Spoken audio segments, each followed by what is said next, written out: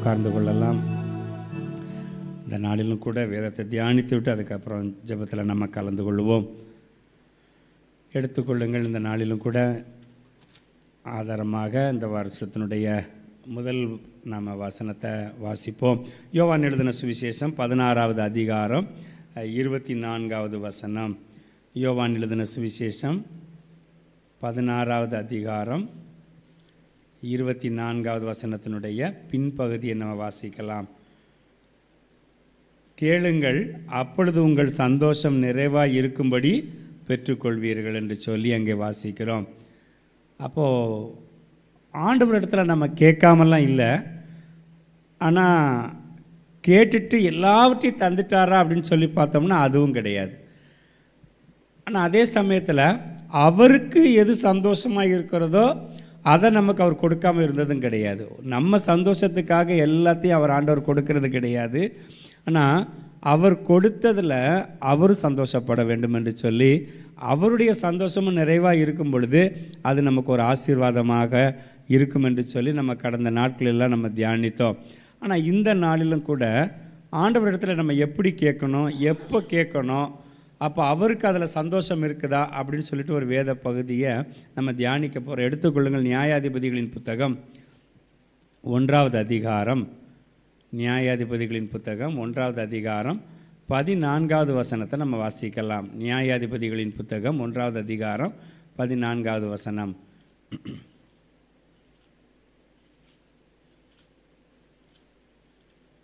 அவள் புறப்படுகையில் என் தகப்பனிடத்தில் ஒரு வயல்வெளியை கேட்க வேண்டும் என்று அவனிடத்தில் உத்தரவு பெற்றுக்கொண்டு கழுதையின் மேலிருந்து இறங்கினாள். காலேப் அவளை நோக்கி, உனக்கு என்ன வேண்டும் என்றான். அப்பொழுது அவள், எனக்கு ஒரு ஆசீர்வாதம் தர வேண்டும், வறட்சியான நிலத்தை எனக்கு தந்தீர், நீர்ப்பாய்ச்சலான நிலங்களையும் எனக்கு தர வேண்டும் என்றாள். அப்பொழுது காலேப் மேற்புறத்திலும் கீழ்ப்புறத்திலும் அவளுக்கு நீர்ப்பாய்ச்சலான நிலங்களை கொடுத்தான். சரி, இந்த இடத்துல இதனுடைய சம்பவத்தினுடைய பின்னணி பகுதியை பார்த்தீங்களே ஆனால் காலேபினுடைய மகள் அக்சாள். இந்த அக்சாளுக்கு ஓதினியல் என்கிறதான ஒரு மகனுக்கு இந்த காலேப் திருமணம் செய்து கொடுக்குறார். இப்போ திருமணம் செய்து கொடுத்து இப்போ மாப்பிள்ளை வீட்டுக்கு அனுப்புகிற ஒரு சூழ்நிலை. அந்த சூழ்நிலையை நீங்கள் இப்போ மனசில் நம்ம கொண்டு வந்தால் ரொம்ப நல்லாயிருக்கும்.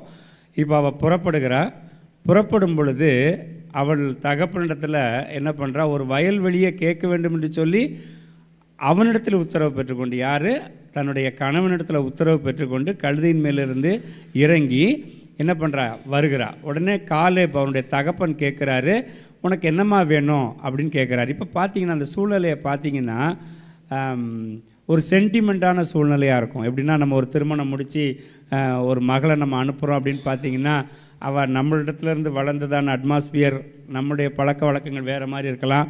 திருமணம் முடித்து கொடுத்து வேற ஒரு இடத்துக்கு போகும் பொழுது அங்கே பழக்க வழக்கங்கள் எப்படி இருக்குமோ அல்ல அங்கே உள்ள ஆட்கள் எப்படி இருப்பாங்களோ அப்படின்னு சொல்லிட்டு ஒரு வித்தியாசமான சூழ்நிலை அந்த பெண்ணுக்கு மாத்திரமல்ல, பெண்ணை அனுப்புகிற பெற்றோர்களுக்கும் அந்த சூழ்நிலை ரொம்ப ஒரு கடினமான சூழ்நிலையாக இருக்கும். ஏன்னா நம்ம இத்தனை வருஷம் நம்ம கூடயே இருந்த வளர்த்த பிள்ளைய அன்றைக்கி திடீர்னு ஒரு வீட்டுக்கு அனுப்புகிறோம் அப்படிங்கிறப்போ அந்த சூழ்நிலையில் அவள் இறங்கினோடனே தகப்பனுக்கு எதுக்கு நம்ம பிள்ளை போகாமல் இறங்குறாளே அப்படின்னு சொல்லி ஒரு படபடப்போ என்னவோ தெரியல. உன்னை என்னமா வேணும் அப்படின்னு கேட்கும் பொழுது அவள் சொல்கிறா, ஆண்டவரே எனக்கு ஒரு தகப்பனே எனக்கு ஒரு ஆசீர்வாதம் வேணும் அப்படின்னு சொல்லிட்டு வறட்சியான நிலத்தை எனக்கு தந்தீங்க, நீர்ப்பாய்ச்சலான நிலங்களை எனக்கு தர வேண்டும் என்று சொல்லி கேட்குறா. உடனே அப்பொழுது காலேப் மேற்புறத்திலும் கீழ்ப்புறத்திலும் நீர்ப்பாய்ச்சலான நிலங்களை கொடுத்தான் என்று சொல்லி பார்க்கிறோம். இந்த இடத்துல நம்ம வாசித்த வசனத்தை நம்ம அந்த யோவானில் வாசிக்கிறோம்.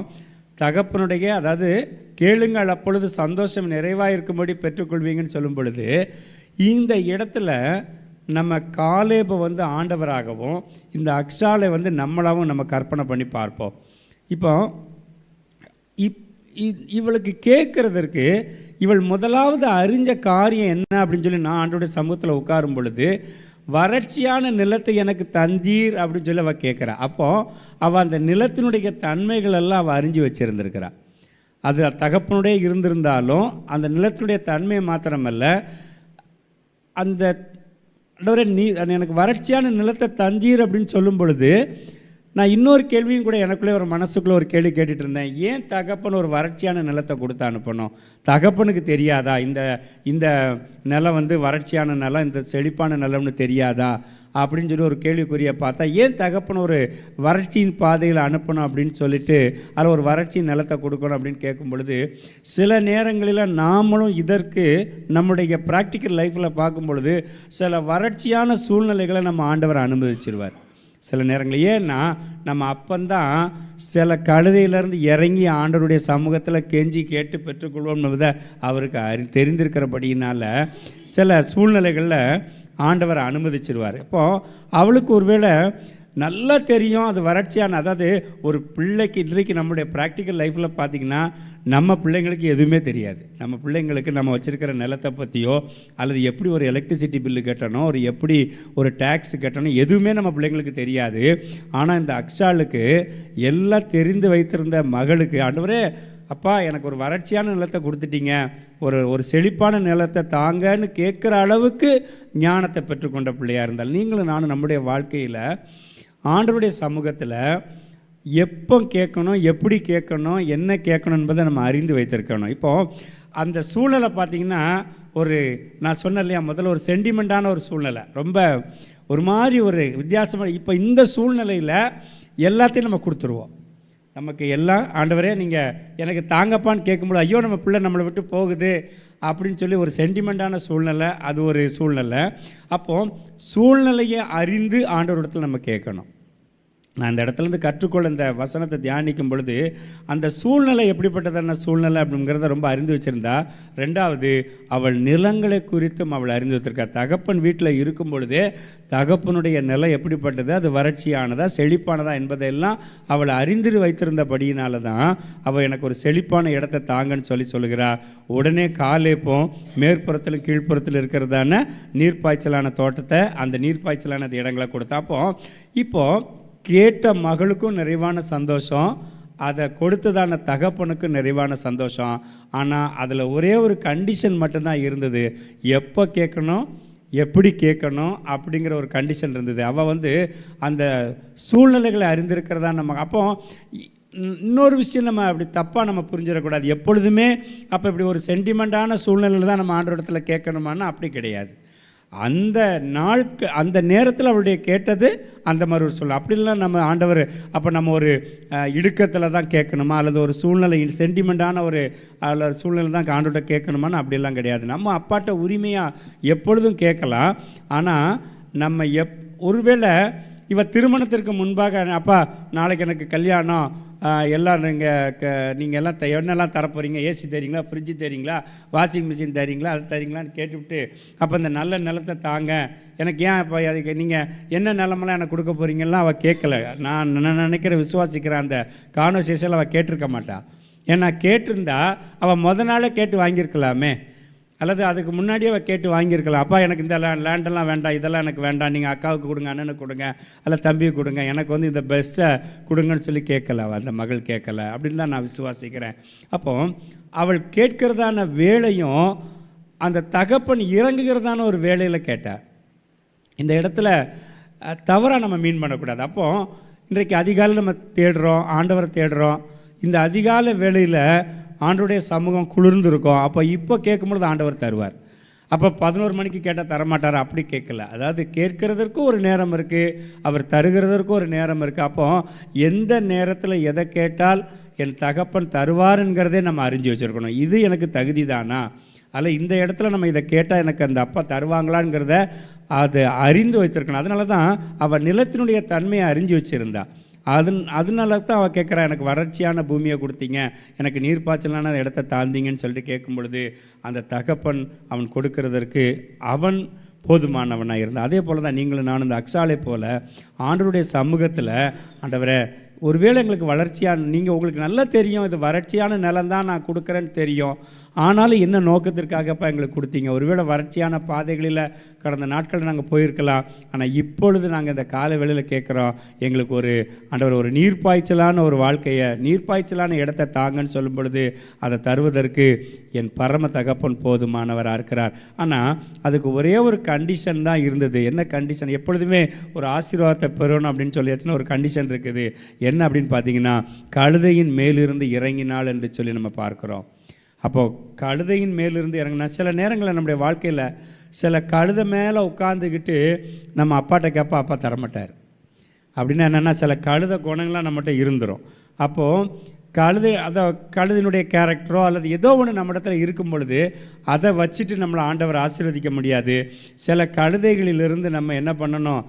நம்ம இறங்கித்தான் ஆகணும் அப்படிங்கிறதான ஒரு நிலைமை. இப்போ உட்காந்து தியானிக்கும் பொழுது கழுதினுடைய குணாதிசயங்கள் அல்லது கழுதினுடைய கேரக்டர்ஸ் என்ன ஆண்டவரே, நாங்கள் எதிலிருந்து நாங்கள் இறங்கணும் அப்படின்னு சொல்லி நாங்கள் ஆண்டவரிடத்தில் கேட்கும்பொழுது ஒன்றே ஒன்று தான் ஆண்டவர் சொன்னார். சங்கீதம் 55:22 வாசிக்கலாம். சங்கீதம் 55:22 நம்ம வாசிக்கும் பொழுது, கர்த்தர் மேல் உன் பாரத்தை வைத்துவிடு, அவர் உன்னை ஆதரிப்பார். சரி, இப்போ இந்த கழுதை எப்படி செய்யணும்னா, ஒரே பாரத்தை தூக்கிக்கிட்டே சுமந்துக்கிட்டு இருக்கிறதான கழுதை. அப்படித்தானே? கழுதையினுடைய குணம் என்ன அல்லது கேரக்டர் என்னன்னு பார்க்கும்பொழுது, எவ்வளோ பாரத்தை வச்சாலும் அது பாட்டுக்கு அசராமல் தூக்கி வச்சுக்கிட்டு அந்த பாரத்தை அந்த கழுதையினுடைய அந்த மேய்ப்பன் இறக்குற வரைக்கும் அதை வச்சுக்கிட்டே தான் இருக்கும். அதுக்கு இறக்கணும்னு தெரியாது, ஏற்றணும்னு தெரியாது, அதை ஏற்றினா ஏற்றிட்டு அலைஞ்சிக்கிட்டே இருக்கும். அப்போது இந்த காலை வேளையில் கழுதை போல் நம்ம நிறைய பாரத்தை தூக்கி மேலே வச்சுக்கிட்டு இருக்கிறோம்.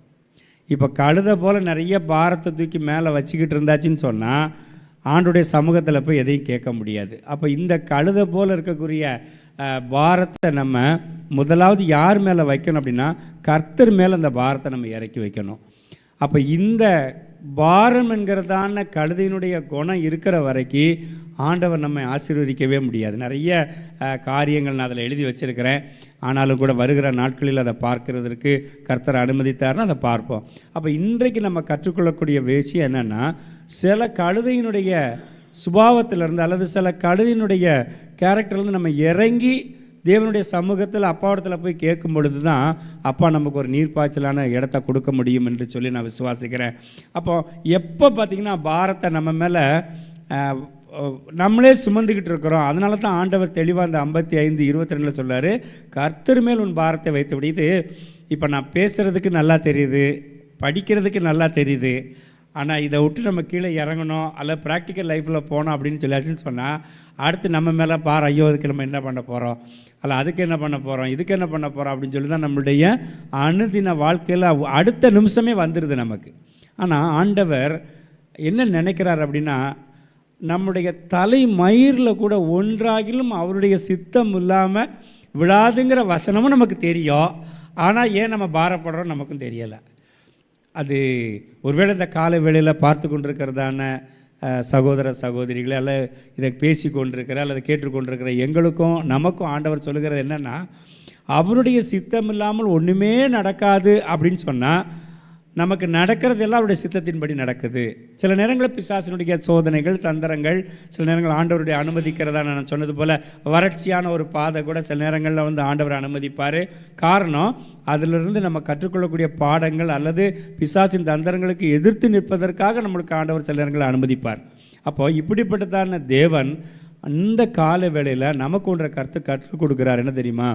ஆண்டவரிடத்தில் கேட்கும் பொழுது நிறைவான சந்தோஷம் தரும்படியான காரியத்தை பெற்றுக்கொள்வதற்கு நாம் தகுதியாக இருக்கணும்னு சொல்லியாச்சுன்னு சொன்னால், நமக்குள்ளே இருக்கிறதான தேவையில்லாத பாரத்தை இந்த காலை வேளையில் ஒரு கழுதையை போல் சுமந்து கொண்டு அலையாதபடி இன்றைக்கு தேவ சமூகத்தில் இறக்கி வைக்க நம்ம கற்றுக்கொள்வோம். ஆண்டவரை நீங்கள் பார்த்து கொள்வீங்கப்பா, யெகோவா ஈரே எல்லாவற்றையும் பார்த்து கொள்வீங்க. ஆண்டவரே, நாங்கள் இந்த காரியத்தை குறித்து நாங்கள் அநேக முறை ஒரு மார்த்தாளை போல் ஆண்டவரே கவலைப்பட்டு கொண்டிருக்கிறோம். ஆண்டவரே, தேவனுடைய சமூகத்தில் உட்காருவதை விட்டுட்டு அந்த காரியங்களே குறித்து நாங்கள் கவலைப்படும் பொழுது அது எங்களுக்கு ஒரு மிகுந்த பாரமாய் இருக்கிறது மாத்திரமல்ல, பாரத்தை ஏற்றின கழுதை வேகமாக நடக்காது. அது வந்து ரொம்ப ஸ்லோவாக அந்த காலை வந்து எங்களுடைய நம்ம சவுத் சைடில் கெந்தி நடக்கிற மாதிரி சொல்லுவாங்க. அதாவது ஒரு மாதிரி ஒரு எல் மாதிரி ஒரு மாதிரி எக்ஸ் மாதிரி நடக்கும், அப்படி ஒரு வேகமாக நடக்காது. அப்போ பாரம் எவ்வளோத்துக்கு எவ்வளோ நமக்கு அதிகமாக நம்முடைய வாழ்க்கையில் அதிகமாக நம்ம ஏற்றி வைக்கிறோமோ ஆவிக்குரிய வாழ்க்கையில் நம்மளால் ஓட முடியலை. ஆவிக்குரிய ஓட்டம் நமக்கு தடைபடுது, ஆவிக்குரிய நடை நமக்கு தடைபடுது. அப்போது இன்றைக்கு இந்த காலை வேளையில் அவர் தருவதற்கு, நீர்ப்பாய்ச்சலான வாழ்க்கை தருவதற்கு அவர் போதுமானவராக இருக்கிறார். நமக்கும் தெரியும் சில வறண்ட சூழ்நிலையில் போகிறோம், நமக்கு தெரியும். ஆனால் அந்த வறண்ட சூழ்நிலையில் போகும் பொழுது நிறைய பாரங்களை நம்ம மேலே ஏற்று வச்சுக்கிட்டு, ஆண்டவரே இப்படி தான் நீங்கள் அனுமதிச்சிங்களா, அப்படி தான் அனுமதிக்கிறீங்களா, இல்லை ஏன் எங்களுக்கு இப்படி நடக்குது, இப்படிலாம் கேள்விக்குறியோடு அந்த பாரத்தை வச்சுட்டு அலைகிறோம். ஆனால் இன்றைக்கு நம்ம ஒரு தீர்மானம் எடுப்போம். அந்த காலை வேளையில் உங்களுக்கு எனக்கு ஆண்டவர் பேசுகிற காரியம், கர்த்தர் மேல் உன் பாரத்தை வைத்து விடு. ஒருவேளை இந்த காலை வேளையில் நம்மளால் அதை சுமக்க முடியாத பாரமாக இருக்கலாம், அல்லது நம்மளால் அதை கிரகிக்கக்கூடாத பாரமாக இருக்கலாம். ஆனால் ஒரு தீர்மானம் எடுப்போம்.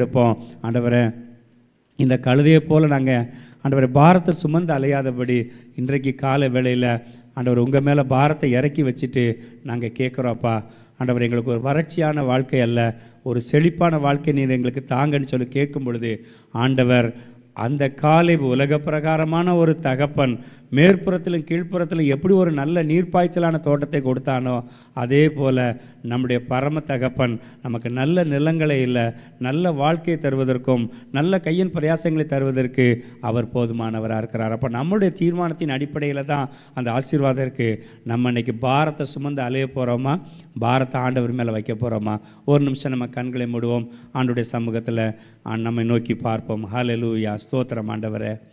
ஆண்டவரே உமக்கு நன்றியோடு கூட நாங்களுமே ஸ்தோத்திரிக்கிறோம் ஆண்டவரே. அப்பா நீங்கள் இடைப்படுகிறதான கர்த்தர், எங்களோடு கூட வார்த்தைகளை மகிமைப்படுகிற கர்த்தர், எல்லாவற்றையும் வார்த்தைகளினால தானே உண்டாக்குனீங்க. இந்த காலை வேளையில் ஆண்டவரே நாங்கள் சந்தோஷம் நிறைவாய் பெற்றுக்கொள்ளத்தக்கதான நிறைவாக இருக்கும்படி, அப்போ எங்கள் சந்தோஷம் மட்டுமே நிறைவாக இருக்கக்கூடாதுப்பா, நீங்கள் கொடுக்கறதுனாலே உங்கள் சந்தோஷம் நிறைவாக இருக்கணும் ஆண்டவரே. நீங்கள் சந்தோஷமாக எங்களுக்கு நீங்கள் தரணும் ஆண்டவரே. எந்த ஒரு ஆசீர்வாதமாக இருந்தாலும் என் தகப்பன் ஆசீர்வதிக்கிற ஆசீர்வாதம் எங்களுக்கு போதும்ப்பா, எங்கள் பரிசுத்த ஆவியானவர் ஆசீர்வதிக்கிறதான ஆசீர்வாதங்கள் எங்களுக்கு போதும் என்று சொல்லி நாங்கள் விசுவாசிக்கிறோம் தகப்பனே. இந்த காலை வேளையில் தியானித்தது போல் ஆண்டவரே, அந்த அச்சாலை போல் நாங்கள் எங்கள் தகப்பனிடத்தில் நாங்கள் வேண்டி பெற்றுக்கொள்ள போகிறோம் என்று சொல்லி ஒரு தீர்மானம் எடுக்க போகிறோம். அதற்கு நாங்கள் சில பாரத்தை விட்டு எங்களை விட்டு இறக்க வேணும் ஆண்டவரே. நீங்கள் பேசியிருக்கிறீங்க ஆண்டவரே. ஹல்லேலூயா. பாரம் சுமந்து அலைந்தா எங்களுடைய உலக பிரகாரமான ஓட்டம் மாத்திரமல்ல, ஆவிக்குரிய ஓட்டத்தில் எங்களால் ஓட முடியலை.